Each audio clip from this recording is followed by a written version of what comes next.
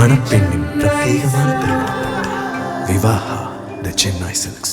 இன்றைக்கு அந்த வழியில் இன்றைக்கு நம்முடைய திராவிட மாடல் அரசை நடத்தி கொண்டிருக்கின்ற தமிழ்நாட்டுடைய முதலமைச்சர் இன்றைக்கு ஒவ்வொரு ஒரு ஆரம்ப சுகாதார நிலையமாக இருந்தாலும் சரி, அல்லது ஒவ்வொரு மாவட்டத்திலையும் ஒரு மருத்துவக் கல்லூரியாக இருந்தால் மருத்துவக் கல்லூரியோடு சேர்ந்து மருத்துவமனைகளாக இருந்தாலும் சரி, இன்றைக்கு ஒவ்வொரு கிராமத்திலும் ஏதோ ஒரு விதத்தில் ஏன் என்னுடைய அமைச்சர் பேசுவது போல மக்களை தேடி மருத்துவ திட்டமாக இதெல்லாம் கொண்டு வந்துட்டே இருக்கோம் என்று சொன்னால் அவர் கலைஞர் கலைஞர் 2.0 என்று சொல்லுகின்றார்கள். அதை செய்து கொண்டிருப்பவர் தமிழ்நாட்டுடைய முதலமைச்சரை நாம் பார்த்திருக்க கூடாது. ஒட்டுமொத்தமாக இந்தியாவிலே மருத்துவம் என்று வரும்போது அதற்கு தலைநகரமாக இருப்பது நம்முடைய தமிழ்நாடு என்கின்ற பெருமையை நமக்கு தந்தவர் நம்முடைய முத்துவேல் கருணாநிதி ஸ்டாலின் என்கின்ற நம்முடைய தமிழ்நாட்டுடைய முதலமைச்சர் என்பதை நாம் பெரும்பாலும் எடுத்து சொல்ல வேண்டும். 360 டிகிரி 360 விதத்திலே சுத்தி சுத்தி அனைவருக்கும் பல்வேறு திட்டங்களை கொண்டு வந்தவர் நம்முடைய முத்தமிழர் கலைஞர் அவர்கள்.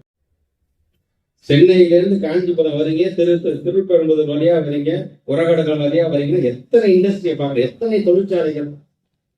97, 98 காலகட்டத்துல ஒரு தொழிற்சாலை வர வேண்டும் என்று சொன்னா இடத்துல 8 துறையிடம் நீங்க அனுமதி பெற வேண்டும். ஒவ்வொரு துறையா போய் ஃபைல் எடுத்துட்டு போய் அதை கிளியர் பண்ணி அது எப்ப கிளியர் ஆகுதோ, ஒரு 4 கிளியர் பண்ணிட்டாங்க வந்து ஒரு 4 தாங்க இருக்கு. இப்ப கொஞ்சம் இண்டஸ்ட்ரி ஆரம்பிச்சுன்னா அதெல்லாம் பண்ண முடியாது. 8 துறையும் தனித்தனியா ஒவ்வொரு ஆபீஸா ஏறி இருந்தாதான் நீங்க ஒரு இண்டஸ்ட்ரியே ஒரு தொழிற்சாலை நீங்க ஆரம்பிக்க முடியும். அதை இலகுபடுத்துகின்ற அளவுக்கு நம்முடைய கலைஞர் சிங்கிள் விண்டோ சிஸ்டம் கொண்டு வந்தார். ஒரே கையத்துல எல்லாத்தையும் முடிச்சுட்டு நீங்க தொழிற்சாலை ஆரம்பிக்கலாம் என்று சொன்னனால்தான் இன்றைக்கு நம்ம பிள்ளைங்களாம் படிச்சுட்டு வேலை வாய்ப்பு இருக்கிறாங்க. அன்றைக்கே அதை சிந்தித்து பார்த்தவர் கலைஞர். சரி, அது மட்டும் தானே. இதே காஞ்சிபுரம் மாவட்டத்தை சார்ந்திருக்கின்ற சேர்ந்த செங்கல்பட்டாக இருந்தாலும் மாமல்லபுரமாக போற பக்கம் ஐடி கம்பெனியாக இருக்க தகவல் தொழில்நுட்பத்தை பத்தி பேசுறோமே, இன்ஃபர்மேஷன் டெக்னாலஜியா சொல்றோமே. நீங்க நம்முடைய பிள்ளைங்களாம் இன்னைக்கு ஐடி துறை போய் படிச்சு நீங்க வெளிநாட்டை போய் கை நிறைய சம்பாதிக்கிறார்களே. இது என்னைக்கு கொண்டு வந்தது? 96, 97 ஆண்டுகள்ல கம்ப்யூட்டர்னால என்னன்னு தெரியாம இருந்தோம். ஒரு கம்ப்யூட்டரை பார்க்கறது கியூல நின்று இருக்கோம். ஆனா 93ஆம் ஆண்டுல நான் பள்ளிக்கூடத்துல நாங்க படிக்க போறதுல ஒரு கம்ப்யூட்டர் ஸ்கூலுக்கு வந்துருச்சுப்பான்னா ஒட்டுமொத்தமே கிளாஸ்ல லைன்ல நிக்க இந்த கம்ப்யூட்டரை பார்த்துட்டு போறதுக்கு தான். அதை நீங்க பயன்படுத்தலாம் முடியாது. அப்படி இருந்த காலகட்டம். ஆனா அன்றைக்கே அதுக்கு சிந்தித்து அந்த தகவல் தொழில்நுட்பத்திற்கு தனியாக ஒரு கொள்கை ஒட்டுமொத்த இந்தியாவிலே உருவாக்கி தந்த ஒரு முதலமைச்சர் அன்றைக்கு நம்முடைய முத்தமிழர் கலைஞர்களுக்கு மறந்துவிட கூடாது.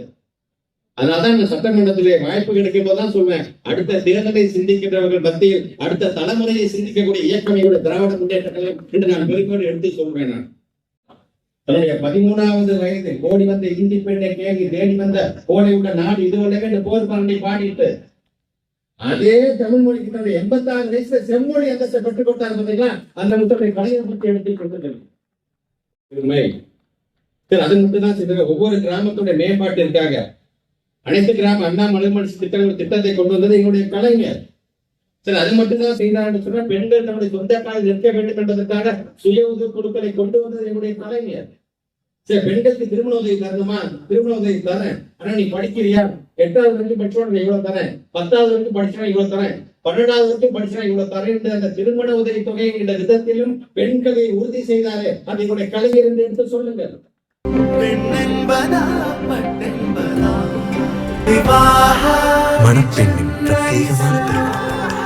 விவாஹா தி சென்னை சில்க்ஸ்.